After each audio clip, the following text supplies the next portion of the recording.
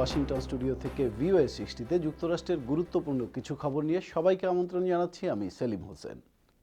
যুক্তরাষ্ট্রের প্রথম কোনো দায়িত্বে থাকা প্রেসিডেন্ট হিসেবে জাপানের আণবিক বোমার শিকার হিরোশিমা সফর করেন প্রেসিডেন্ট বারাক ওবামা কয়েক মাস আগে। আর তার মাত্র কমাস পরেই হাওয়াইতে জাপানি প্রধানমন্ত্রী শিনজো আবে যুক্তরাষ্ট্রের প্রেসিডেন্টের সঙ্গে পার্ল হারবার স্মৃতিস্তম্ভে পুষ্প অর্পণ করছেন। হোয়াইট হাউস বলছে, শিনজো আবের এই সফর যুক্তরাষ্ট্র জাপান বন্ধুত্বপূর্ণ এবং শক্তিশালী সম্পর্কের প্রকাশ।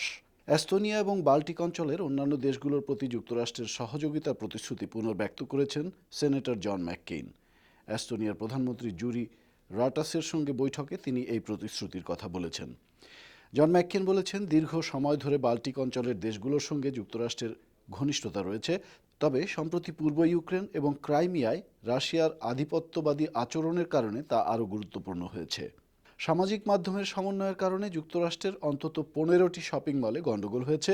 কলোরাডোর অরোয়ায় এক সামাজিক মাধ্যমের পোস্টে বলা হয়, মলে গণ্ডগোল হবে, আর তারই সূত্র ধরে অন্যান্য স্থানের মলেও গণ্ডগোল হয়, তবে হতাহতের কোনো ঘটনা ঘটেনি।